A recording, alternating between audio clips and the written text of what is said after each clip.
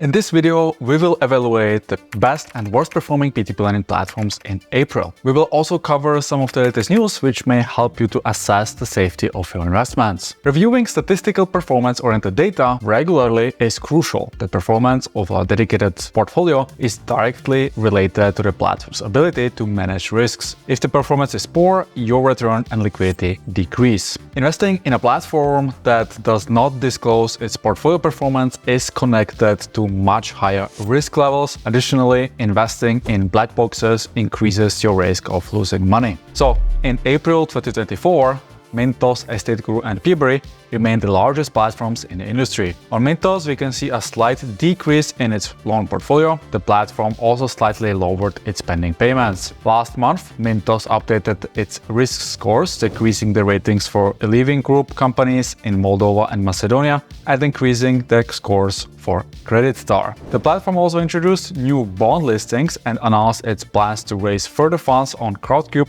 to expand its multi-asset platform. Currently, Mentos offers investments in loans, bonds, and in a limited capacity, also ETFs. According to the latest reporting, 80% of the platform's assets under management are still loans. However, investors should expect more diversity in the upcoming months. If you plan to invest in Mentos' next fundraising round, I highly recommend studying the terms and conditions and reviewing the recently published audited financial statements. The platform reported an increase in revenue and profit last year. The auditor did mention, however, that some of the information in the financial report is materially inconsistent with the financial statements. If you are interested, you can read the full report on Mentos. The portfolio on EstateGuru decreased last month together with the absolute amount of funds in recovery. Based on the latest portfolio update from February, the platform has recovered 600,000 euros so far in 2024, which represents roughly 1.5% of EstateGuru's recovery plan of 38 million euro this year. Peber's portfolio increased slightly in the past month, although we are still not at the levels from last year, before the delisting of Polish loans. The platform is adding new loan originators regularly to at least partially fulfill investors' investment demand. Peber also released some information about the profitability of the Aventus group companies in 2023. According to their blog post, the companies made a total net profit of 53.8 million euro last year, 3.6 times more than in 2022. Considering the companies repaid over 40 million in war-affected loans last 2 years, it's an excellent performance. What's also interesting is that the Aventus group companies finance only about 26% of their loan books with money from Peber investors. That's likely a much lower leverage than what some of the other lenders are following. Investors on Peber should not expect consolidated annual reports for the Aventus Group. Still, the latest financial statements from individual lenders can be found in the loan originator section. It's also worth mentioning the news surrounding Avafin, or Cream Finance, the first lender to list loans on Estate. The South African bank Capitec has purchased a controlling share in Avafin Holding Limited for roughly 26 million euro. Capitec has been a large shareholder of Avafin for many years, so this acquisition should not impact investors on Estate. As a regulated bank, Capitec had a lower risk appetite than the founders of Cream Finance, which is why the lending companies in Sri Lanka and Jordan were launched outside of the Avafin holding. That's also the reason why those businesses are not covered by the Avafin group guarantee. At the same time, Avafin was recently fined in Poland for violating the interests of consumers with their refinancing practices. This has no impact on investors, as Polish loans are no longer offered on Estate, but it may give you some insight into the risk appetite that Avafin is following.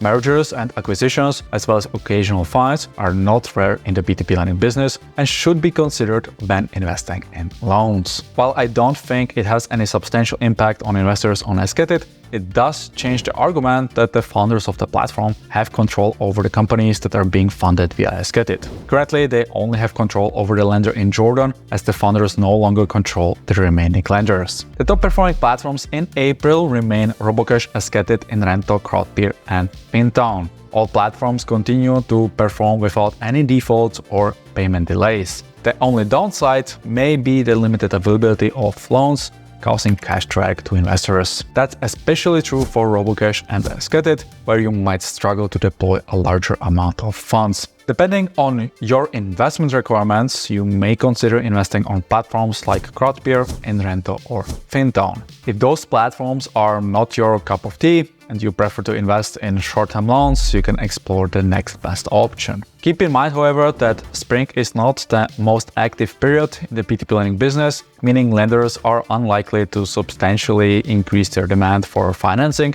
as the better investment opportunities may be limited. Last month, Capitalia has increased its portfolio while maintaining a rate for loans delayed for more than 90 days at around 5%. If you are new here, you should know that the amount in recoveries typically represents loans in which the principal repayment is delayed for more than 90 days. This data is not always easy to find, but we do our best to standardize the information so you can compare it with other platforms in the market. One of the updates we have made to our data collection from Heavy Finance is to include also this type of data, which is only presented in the monthly performance reports. Their statistics only show the defaulted loans, which are loans where the contract with the borrower has been terminated. Still, many borrowers are late with payments, which is not shown in their statistics. So the 26%, which you can see in our data, is the sum of defaulted loans and loans with a delay of more than 90 days. Even though those loans are secured, it seems like the agricultural loans are not performing that great at the moment. The default rate on Landa has also been increasing.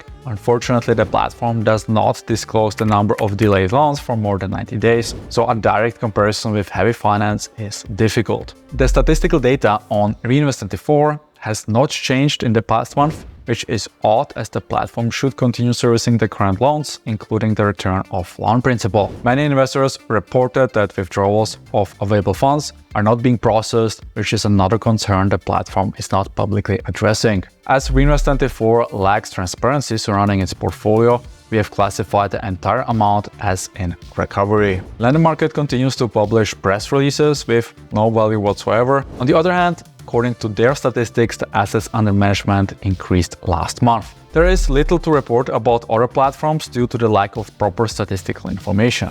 If you are invested in Afranga or Stick Credit, you might want to review their latest report, linked in our Afranga review on P2P Empire. So, that's been a quick update from the industry. If you have found this video helpful, do me a favor and hit the like button and subscribe to not miss out on future updates. Thanks for watching, and I will catch you in the next one.